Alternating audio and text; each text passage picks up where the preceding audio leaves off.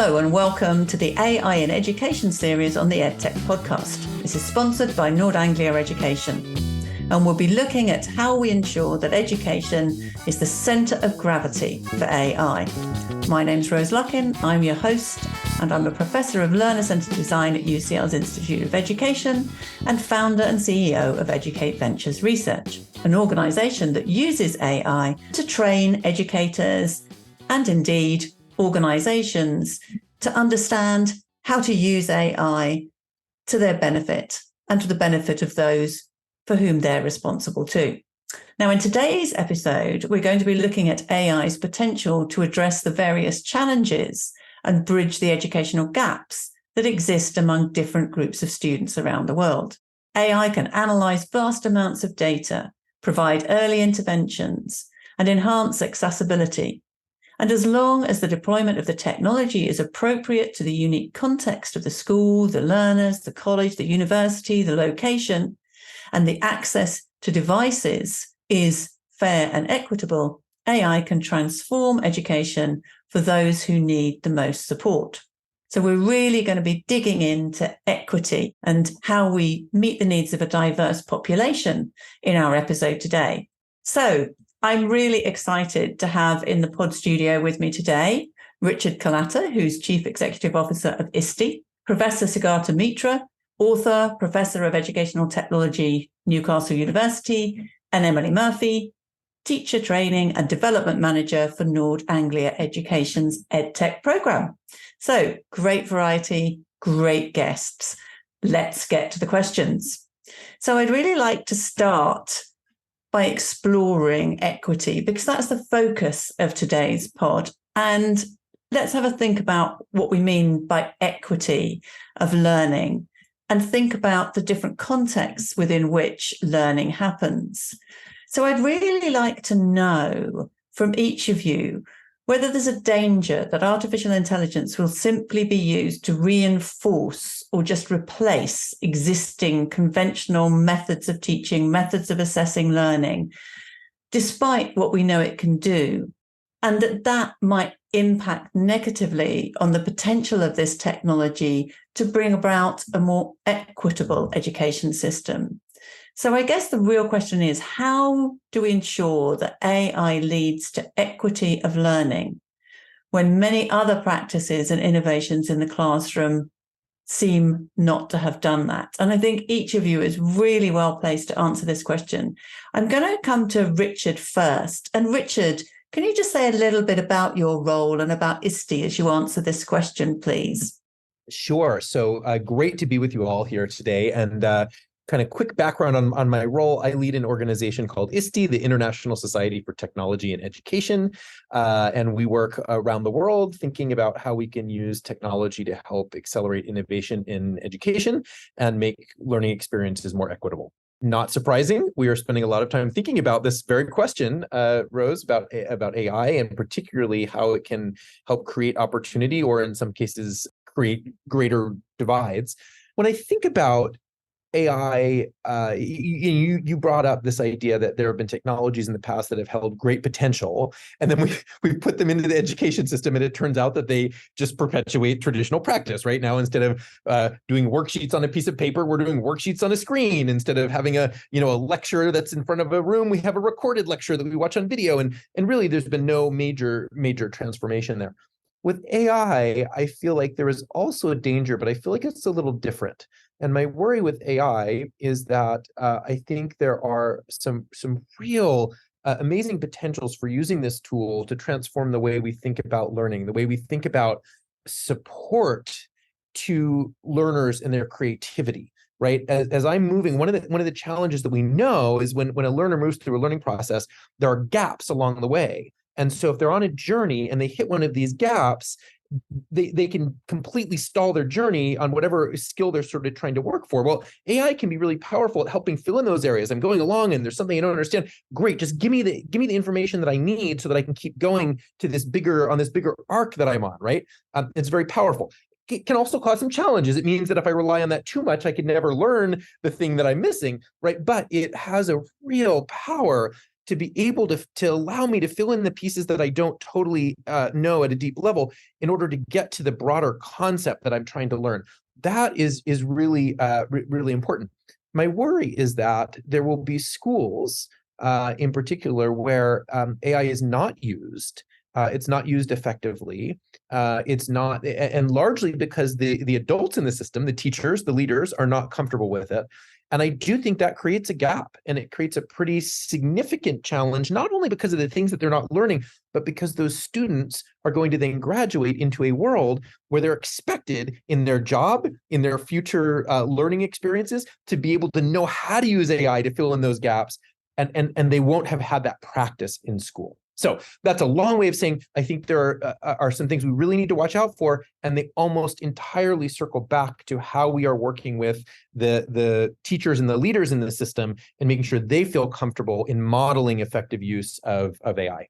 Absolutely. I think that's great. As you know, I've been working in the area of AI in education for over 30 years, and I've always believed it has the potential to be a great tool for bringing about greater equality. And one of the reasons is precisely what you said about filling in those gaps, because if you've got a gap, it can really keep you back, and it can really, and then you don't get to progress, and then you lose confidence, and it can be very negative. And there's huge potential. And that's just one little way that AI can help. And I think there's many others, but I do worry that actually it's going to have quite the opposite effect. And part of the reason I think you've highlighted there, Richard, is that not all schools, not all teachers will embrace the technology through fear, through lack of understanding, and that will then disadvantage them as educators and the students that they teach. So I think it is a real challenge. And I know that at ISTE, you're doing a lot of work to try and really make sure that teachers can get to grips with AI. How do you think we can motivate teachers to get beyond their anxieties and really want to try and get under the hood of the technology enough to understand it? We don't expect them to be technical experts, do we? We just want them to be able to understand it enough to be able to help their students and to use it effectively. I mean, look, one of the things, unfortunately, one of the mistakes that we seem to play over and over again in the education world, and hopefully this time around we'll get it a little different, is we have new technology that comes out, we get excited about it, we invest in it, right? Even during this pandemic, we spent a lot of money investing in infrastructure, in tools. One of the silver linings that we see is finally some focus on closing some of the equity gaps we've seen around infrastructure, but if you look at was there an equivalent investment made in preparing teachers to use that technology in a powerful way? The answer is no, nowhere near. And so what we've had is a whole bunch of really ineffective learning practices that have now moved into a digital world. And so not to sound like a broken record, but what it means is we have to prioritize preparing teachers.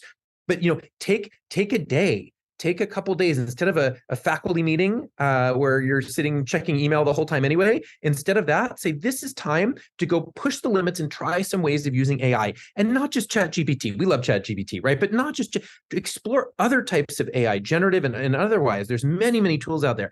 See what it can do, because if we don't allow that space for exploration, it's very hard to then expect teachers to suddenly do a great job of knowing how to use this with their students.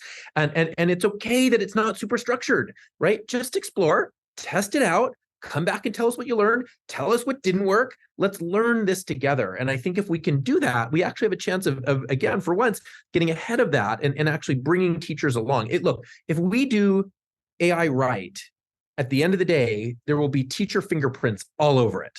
Yeah. And if we do it wrong, we will be sitting there going, man, I wish we'd had teachers more involved. Yeah, I absolutely agree. And it really resonates. I heard Michael Barber speak at the weekend about professional development.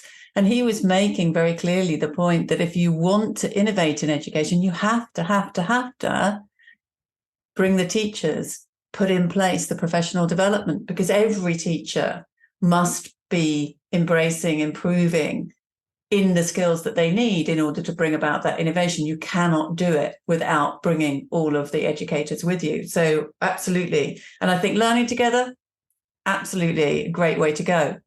Sugata, I want to come to you now. And again, if you can say a little bit about yourself. I'm sure people know who you are, but a little bit about what you're working on.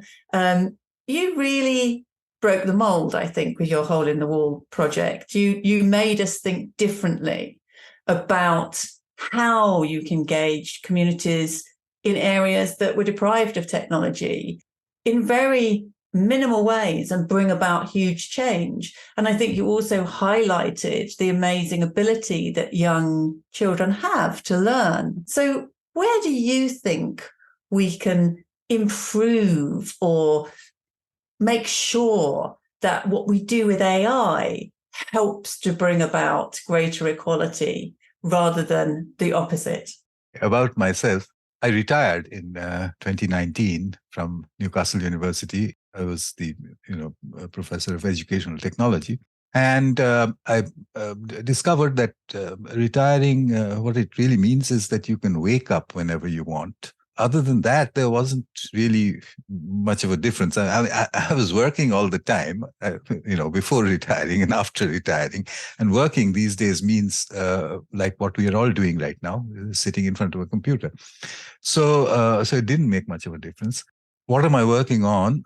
Well, two things.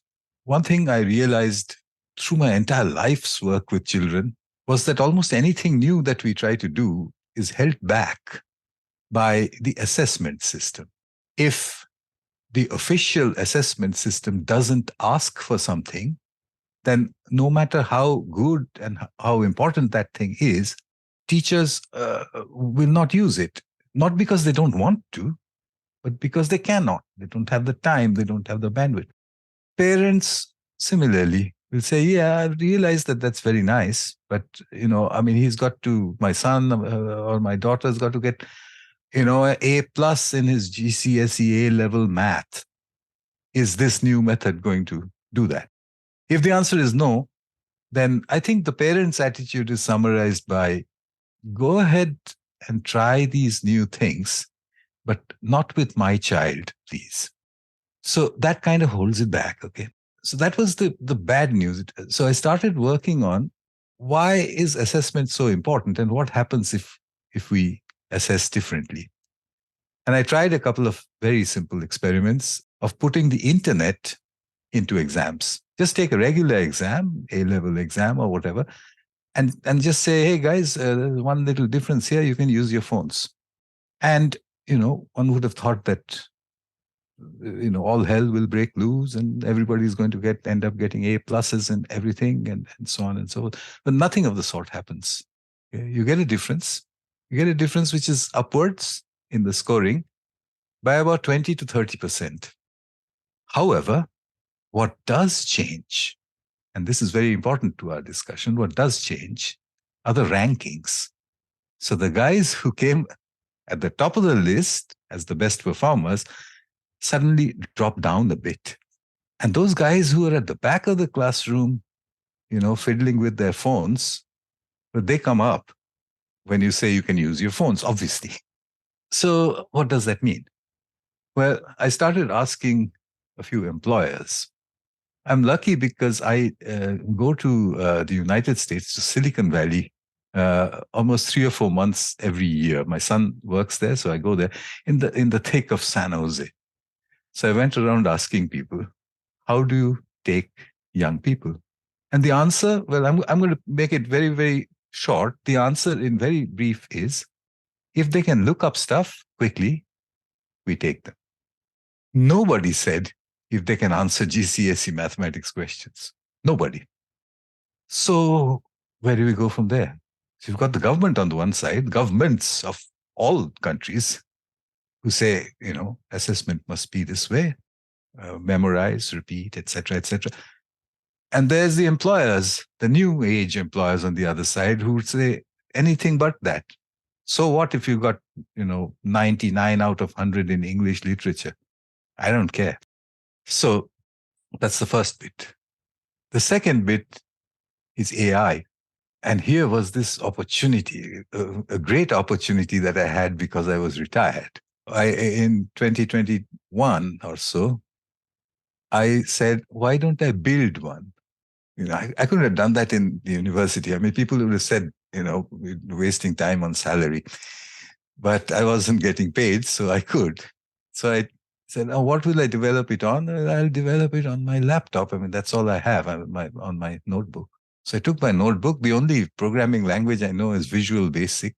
I started writing programs, trying to make a generative AI. And then, of course, ChatGPT happened, and I lost the race completely. And then I started reading Wolfram's book. You guys should read it if you haven't. It's a fantastic book, which explained how ChatGPT works. So I got back into my notebook and I said, okay, I'm going to build a ChatGPT for myself, and discovered very quickly that you can't do it with a notebook. So this race was going to be won by people who can afford very fast computers. And I said, oh, that's not so exciting. It's not an algorithms game. It's a money game. Well, but there it is. What I learned from all of that, and what's again very important for our discussion, is that we need to, when we say the effect of AI on education, we need to be very clear what we mean by AI. And, as Richard mentioned, that we essentially mean generative stuff. Okay, it started off with generative text like ChatGPT, then it went on to generative graphics, generative anything. What does that mean? What I found was that how it works, how generative works, is actually very simple. It's not complicated. That's the first message that should go across to the teaching community and to the parents, that this is simple stuff. This is not about clanging robots that run around the streets murdering people. This is not what we're talking about. We are talking about probabilities. And why does it appear so magical to us? Because we haven't been teaching probability properly to our children. What's so great about probability? Well, you and I, we are talking on this medium over here. All the little stuff inside those computers, all of them work on probability. But we lump it all together under quantum physics. Oh my God, that's rocket science. But rocket science is a lot more difficult than quantum physics. A lot. What is quantum physics? It simply says that something can be at two places at the same time. Okay, sounds absurd, but it's actually not. It's quite simple to understand. Any 5-year-old would understand it. Is it absurd? Is it nonsense? Well, of course not, because these things are working. So ChatGPT was like that. ChatGPT played with words and assigned probabilities. And my takeaway was that we've reached a stage where if you have a fast enough computer, you can build neural networks. Neural networks have been known for hundreds of years. We knew that they could do wonderful things, possibly, but we couldn't build them because we didn't have the power. Suddenly, after 2000, we had the power, and people started to build neural networks. Good thing about neural networks, you don't need to know how they work. If you just feed them inputs and outputs, and so on, over a period of time, they start producing the right outputs for the right inputs. And we don't know how. And we don't need to know how. In a way, it's an educator's nightmare. Okay, it kind of supports what my old hole in the wall experiment and the street children in India playing with the internet were saying. They were saying, we know the answer. We don't know how or what that answer means, but we know what the answer is, and we don't care where it came from. Well, today we're living in that generative world. So that's the second thing I learned. So, my moral of the story, don't try to build ChatGPT yourself on your laptop. It doesn't work, okay? You need lots of money. Do understand the algorithm of ChatGPT. It is amazing stuff. It's amazing in its simplicity. And what does it tell us about thinking? It says thinking is not a big deal. When ChatGPT first came in, then people like Michio Kaku, for example, said that's like a smart typewriter. But he's completely wrong. It isn't like a smart typewriter. What it does is it picks up a word and then it says what word should come next. And it picks up another word. So fine, you would say, well, that's really stupid. I mean, that's not how I work. Now, just sit back and think, are you sure you're not doing exactly the same thing in your mind? Picking up a word and saying, well, this word's got to be followed by that one. Fascinating. So we need to understand this.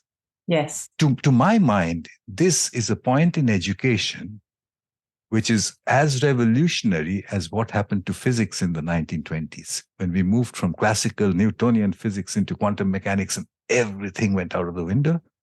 That's happening to education today. Not just to education, to thinking itself. You could either feel good about it or you could feel very stupid about it. I don't know. So I would just end quickly now by saying, for the subject I was looking at, how do poor children get educated? The answer seems to be they will get educated in spite of us. I go to India 3 or 4 months a year, as I said, 3 months in India, 3 months in Silicon Valley, 3 months in Britain. And so I see 3 kinds of children. All of them are doing the same thing. They've got generative minds. They can answer anything if you give them their phone back. That's so interesting, particularly in light of the recent UNESCO report, which was very much not wanting students to have phones. So it's fascinating to hear what you're saying. And this point about assessment is absolutely the crux of the matter, isn't it? Because teachers, schools are really stifled from innovating unless we innovate the assessment system. I think, and in other podcasts we've recorded, we've tried to be optimistic about the possibility of these technologies allowing students to kind of leapfrog and to actually raise themselves up, which is very much what you're describing as happening with the changes in the rankings of the students, which I think is absolutely fascinating.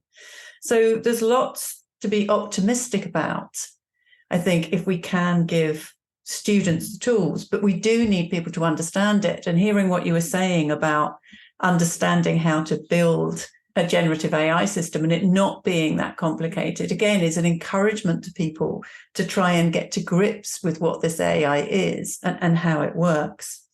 I also think the point that you make about the power that you need to run these large language models is, of course, extremely important, because we do need to make sure that the technology is in the hands of a wide range of learners, a diverse group of learners. But again, it comes back also to making sure that our educators have access to these tools, they're encouraged to use them, and that they are helped and trained and supported and can be part of learning communities. And that really brings me to Emily.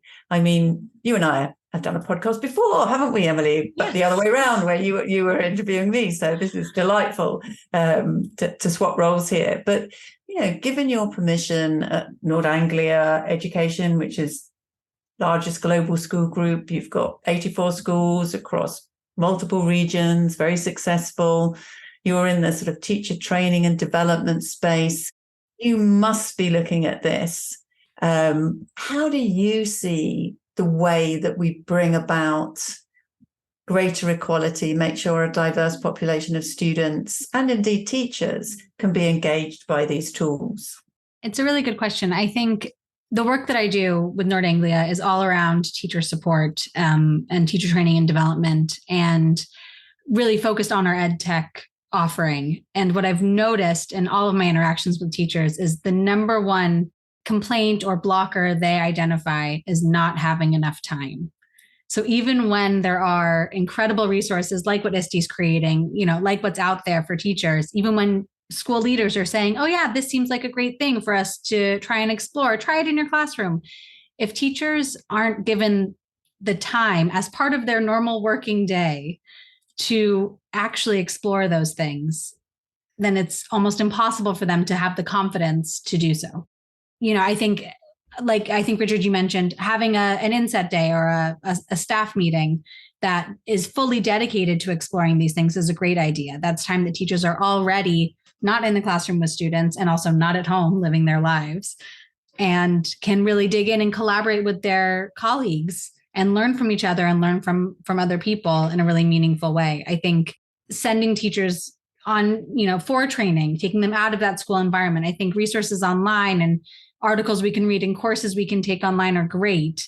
I do think that, again, teachers tend to do those at night when they get home or during their lunch break or in the morning before students arrive. And it becomes one extra thing they have to do on top of the hundreds of extra things they have to do already as part of the school day. So when we're trying to introduce teachers and encourage them to use a new tool, a lot of that revolves around encouraging their school leaders to build in time for that. So give them cover so they can attend a training, build this into staff meeting time, find some way for it to just be part of the day.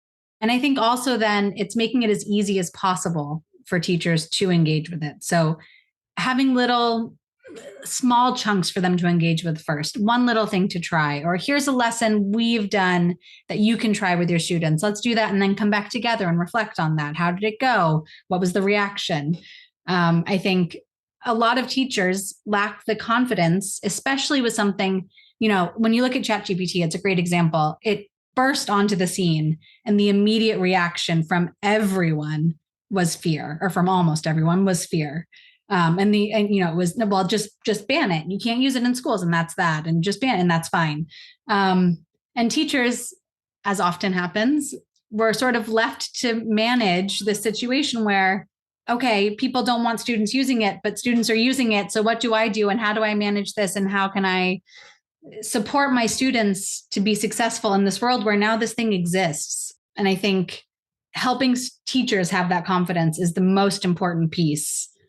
And by giving them time to do it, it shows that you value them and their skills and their development and their input into this process. And so I think that's really, really critical.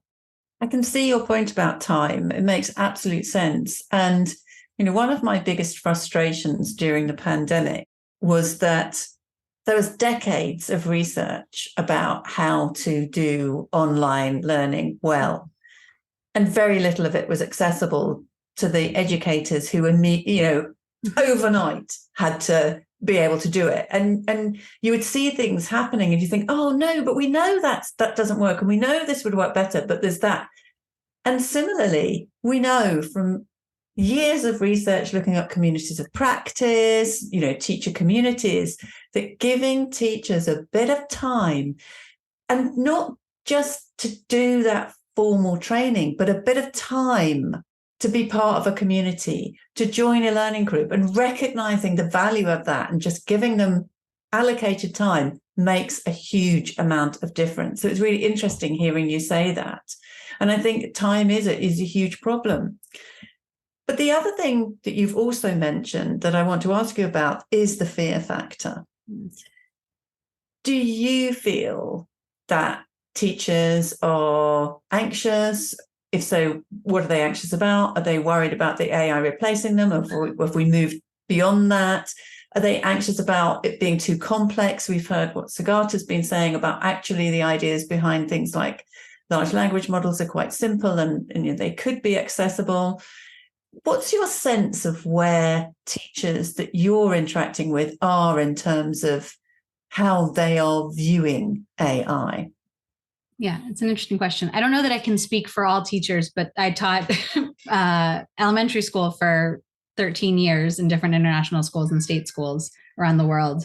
And I remember as a teacher, a lot of my fear with trying something new in the class, whether it was tech or not, came from the responsibility I felt to my students to give them the absolute best education they could possibly have. And it felt like every minute in that classroom mattered. There was never enough time to do everything. So if I was dedicating time to something, it better count.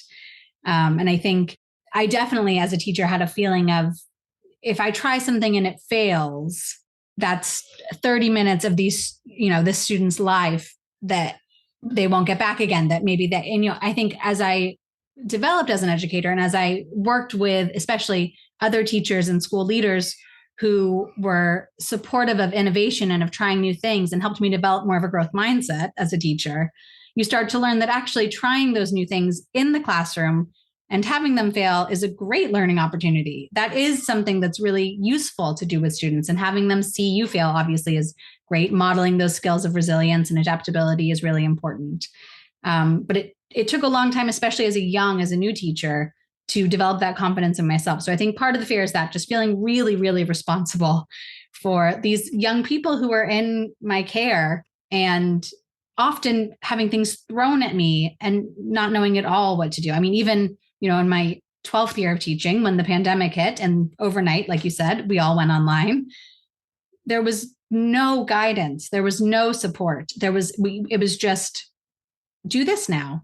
And you had students at home who you knew were struggling in their home situations, who you knew needed more support than they were getting, who you knew, just sending them worksheets and calling them once a week, which was what we did at the school where I was working, was not enough. And yet you didn't know how else to address it. So I think that, the lack of understanding of how sometimes these new technologies work can be really limiting.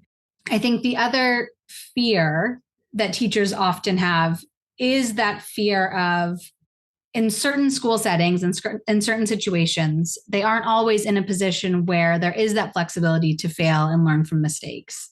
I think a lot of teachers are overly cautious, maybe because they feel that if a parent is reading in the New York Times while we're banning AI in schools, and I'm then using it in my classroom, how are they going to react? How do I defend that decision? Because this is just a new tool that I'm interested in and that I think might benefit my students. And I think it's the right thing to do.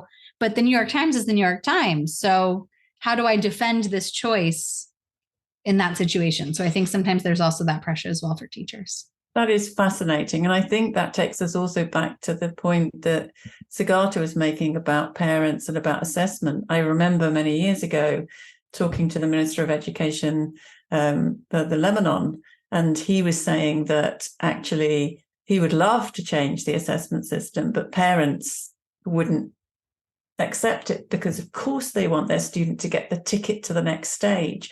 And it is really difficult to bring about real change whilst you've got an existing system and a set of expectations in place. So it does create an enormous tension. I think another area, and I'm going to come back to you, Sugata, about this, and it's something that has come up. Richard, you mentioned it. And I think it's another area where there's a huge job to be done when it comes to greater equality, and that is infrastructure, the technology itself. When I look at the UK, if we look at data from the OECD, we can see, for example, that actually the UK looks very, very good in terms of the number of devices per student, but they are so unequally distributed that you might have a total number that's impressive, but there are, it's really patchy. And not only are they unequally distributed, unless a school has the infrastructure in place to support the student with that device, then the student may have the device, but they can't use it maximally effectively. And of course, there are also problems with it, with students not having a quiet place to study or a home context that enables them to learn effectively.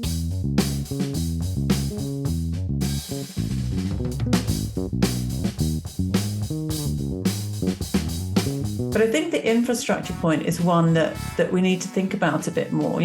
How do we get school infrastructure in place so that teachers and learners can really leverage these AI tools? And how do we convince educationalists, policymakers, people who hold the purse strings, that AI and emerging technologies are worth investing in? I know, and I've been quite surprised, many conversations that I find myself in at the moment, I'm still hearing people saying, no, AI is not going to be transformative. People have been telling us for decades that technology is going to be transformative, and we haven't seen the transformation. This isn't going to be any different. Because I don't agree, but there are still people who hold that view. So, Sugata, coming to you, how do we tackle this infrastructure problem? Because that is going to be key to students being able to access these powerful technologies. Well, this used to be very troublesome. I'm purposely saying this used to be very troublesome. This is, after all, the reason why way back 24 years ago, I tried that experiment of sticking computers into slum walls. Or why did I do that? Because these children did not or could not have had access otherwise. So I thought I was doing something fantastic, giving them this access. And then the years passed, and it's a non-issue.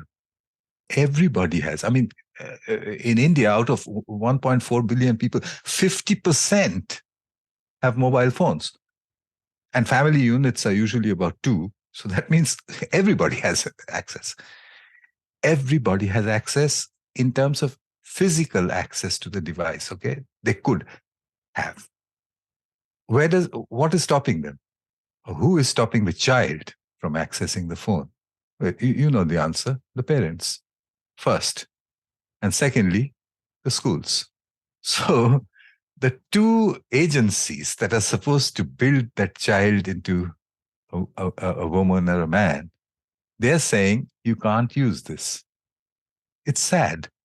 Even inside the middle of Silicon Valley, you hear people like Bill Gates say that up to the age of 18, I'm not going to allow my children to access mobile phones. I'm sure he didn't succeed, but that's what he wanted to do. I would very humbly like to say that is idiotic. So what is it that we need to do? Infrastructure is taking care of itself because things are getting cheaper and cheaper and cheaper. Everybody has access to the infrastructure that they need. A school doesn't necessarily now have to go and buy all sorts of stuff. About 5 years ago, I built facilities called schools in the cloud.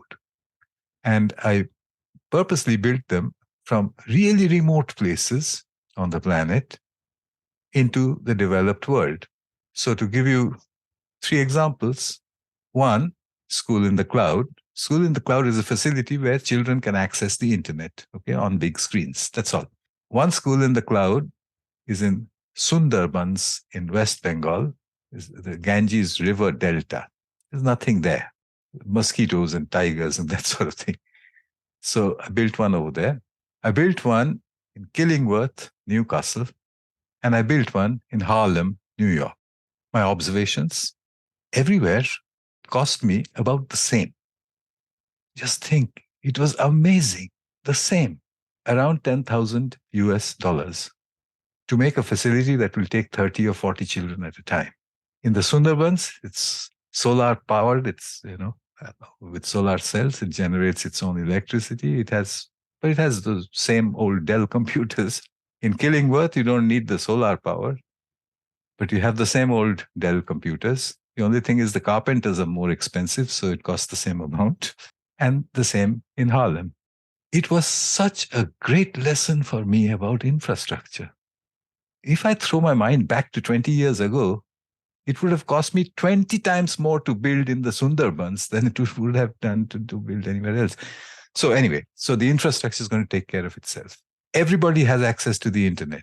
I think, say that with reasonable certainty. Or let me put it this way. Those few people on the planet who do not have access to the internet either do not have it because they don't want it, or if they do not have it for any other reason, then within the next couple of years, they will have it, whether it's the wilds of Alaska or whatever it is. So forget that bit. The infrastructure, we don't have to reach out for the infrastructure. The infrastructure is coming and grabbing us. So what happens when you have the infrastructure? So what do we tell the children? How do we answer the question, why should I learn anything? We're not making any attempts to answer that question, except for saying that you have to learn the way I learned when I was a child, which is absolute rubbish. So do I need to know how to read a map?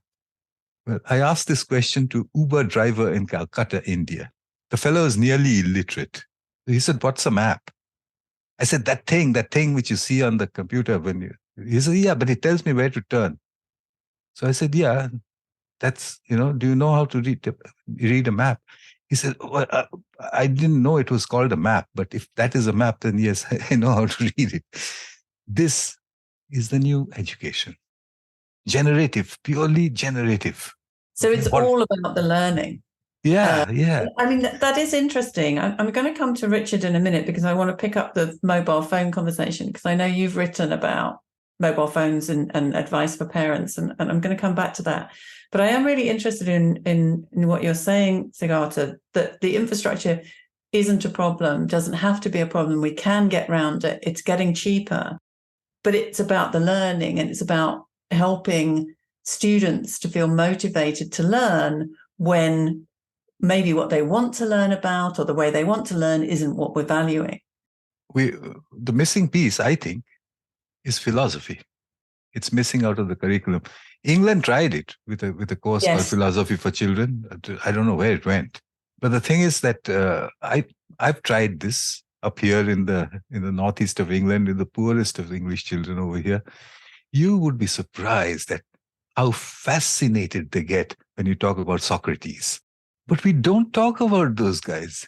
We just get scared of mobile phones instead. Yes, that's so interesting. And I think this powerful thinking is something that we really need to focus on. So Emily, coming back to you, I'd like to ask if you do have any comments about infrastructure, but I'd really like to pick up on that point that Sugata was making about, why are we learning, and thinking about subjects like philosophy and how we can engage students. I think in not just learning about philosophy, but much more sophisticated thinking in order to complement the AI that we have there. Yeah, a lot of the work that we're doing at Nord Anglia at the moment is around metacognition. So thinking about thinking and helping students develop stronger metacognitive skills. And I think the real driver for that is because we know that we don't know what they need to know in 20 years. We know that we can't predict what the world is going to look like in 20 or 30 years when the children we're teaching now are adults in our world.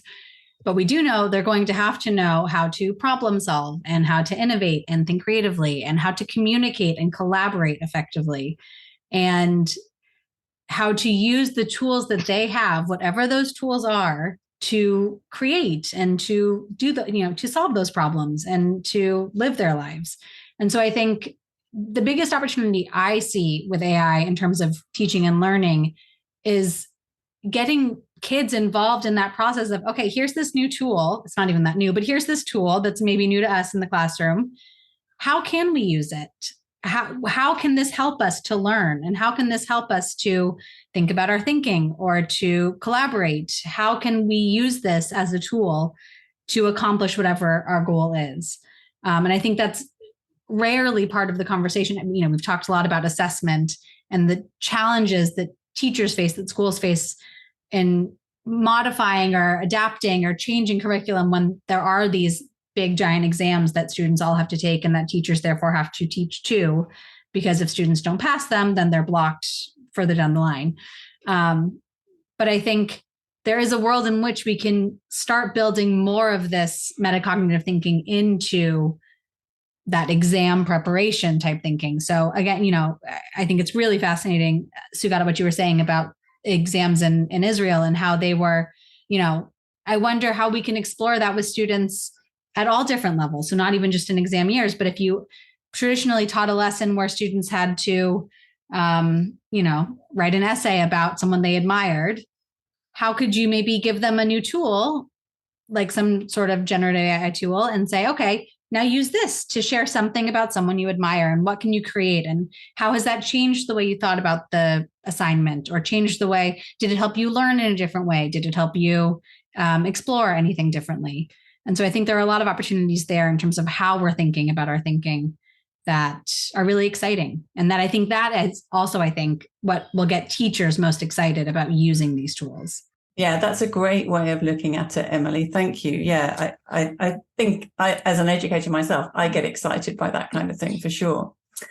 Richard, you've been waiting very patiently and quietly, and now I'm going to come back to you and I'm going to say, right, you started off talking a bit about communities of teachers learning together, making mistakes, learning from each other. And Emily's just really nicely talked about learners being part of deciding how we use this AI.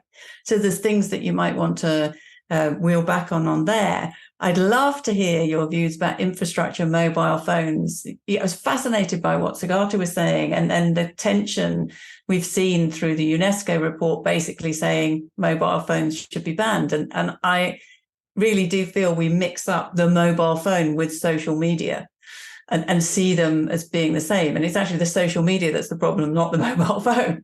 And finally, why and what are we learning? How do we invigorate students and teachers to really have that appetite for learning? Make your choice, Richard. You can talk about any of them, all of them. You left me with a lot there, and I've been very excitedly listening to all these great examples that have been shared. So, couple thoughts. First of all, let me start with your point about mixing up devices and with social and with kind of conflating some different issues, because I think that's a challenging one. And you mentioned this recent UNESCO report, which I actually have some concerns about the way things were presented there.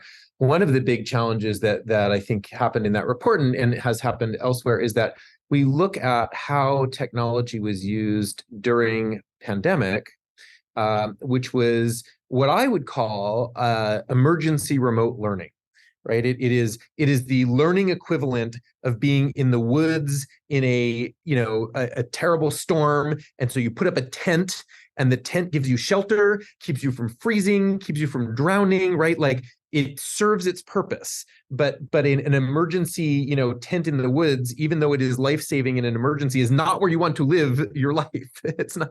And I think some people said, see, look, this is what technology does. We don't want this. And we're like, well, none of us wanted this, right? None of us chose to live our lives in a tent in the woods. It was a tool that was helpful in the moment, but we would be very, very mistaken to overgeneralize that experience and think that that's what effective learning is. Nobody would say that was what it was. This is what we spent our time on in my organization, and we would never say that most of the learning that happened. There were a few examples where schools had really been doing a lot of online learning before the pandemic, but the vast majority of them, were getting by in the moment and not doing it in the ways that really we know are effective. So that's one point to make. The other that I'll share, and this is just, I think, important to note, is we don't do a great job of setting healthy conditions for young people to use technology.